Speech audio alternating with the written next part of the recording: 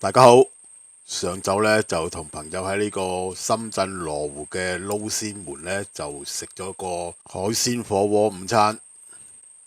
之後呢，朋友就話呢，喺網上睇到呢，有一個叫做九圍湖嘅濕地公園，啲落雨杉呢就好似幾靚。既然係咁，咁就一齊去啦。九圍湖公園呢，其實就同呢個羅湖區呢，就相差都幾遠啊。咁我哋因為4個人啦，打車，直接打到過嚟呢度。車費呢就係75個幾，咁其實就幾遠下噶啦。個位置呢，就其實同呢個深圳機場呢，就係平行嘅，即係由羅湖呢，就嚟到深圳機場呢個附近。咁其實如果喺香港過嚟呢度呢，其實過關嗰個關口呢，最近呢就梗係唔係羅湖噶啦。喺呢個深圳灣過關，咁就最近呢度嘅。但係呢，其實呢，如果要搭地鐵呢，再轉巴士呢，都要差唔多個幾鐘頭先至到。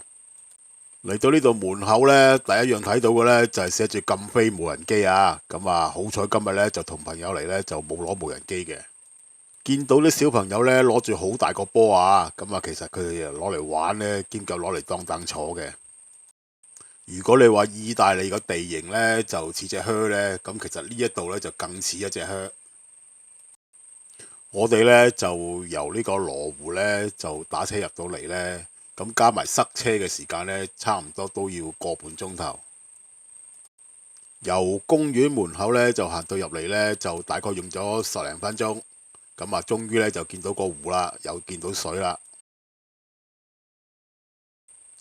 老實講，一入到嚟呢，就打咗個突，原來呢，外邊睇落呢，都好似好細啊。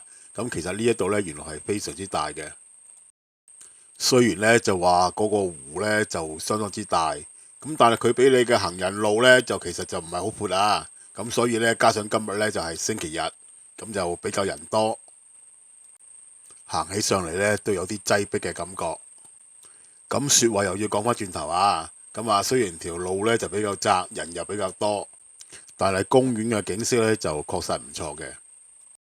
整個九圍湖呢，就睇落就係分開咗兩橛啦。有內湖同埋外湖嘅。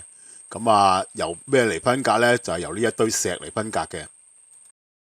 我呢，就見到有啲小朋友同埋啲年輕人呢，就會行呢啲咁嘅石呢，一路行過去對岸嗰邊嘅。當然啦，呢個動作呢係唔允許嘅。佢有啲牌呢就寫咗叫人哋唔好行過去嘅。但係有啲人呢亦都唔會聽你講嘢噶啦。照行過去。內湖嗰度呢，就應該有幾個人造嘅小島。佢啲樹嘅倒影呢，喺個湖度呢就非常之靚。加上呢，就我哋嚟得比較晏呢，開始有少少日落嘅感覺啦。朋友呢嚟呢度嘅重點呢，最主要係想睇下啲落雨杉啊，變晒紅色未？當然啦，呢個天時呢，其實就未變晒嘅。仲有好多都係啲黃咗啦，又未轉紅，又唔係綠嘅。其實落雨杉呢一樣嘢呢，就香港都有嘅，就喺我哋成日睇天空之鏡嘅流水響嗰度呢，就見得到噶啦。喺深圳呢，就其實就好多公園呢都有呢個落雨杉嘅。好似我上年呢，就去咗呢個紅花嶺公園啦，洪湖公園啦。呢兩個公園其實嘅落雨杉呢都唔少嘅。而呢個九圍湖濕地公園呢，落雨杉嘅變色情況呢就唔係好平均啊。有部分呢就黃色嘅。有部分呢就轉咗紅，但係又唔係好紅，所以呢就有啲奇怪。呢棵落雨杉呢，佢生長嘅地方呢，就生喺湖水裏邊。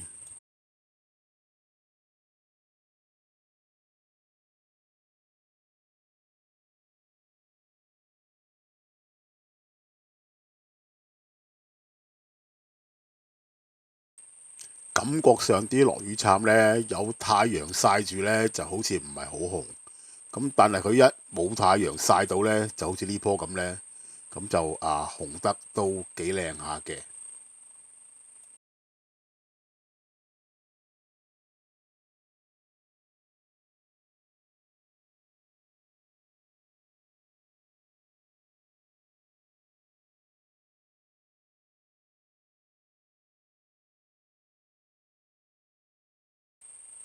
老實講喺九圍湖呢度呢，咁個落雨杉呢，就俾我感覺呢就有啲失望啊，即係唔係咁多棵咁靚嘅。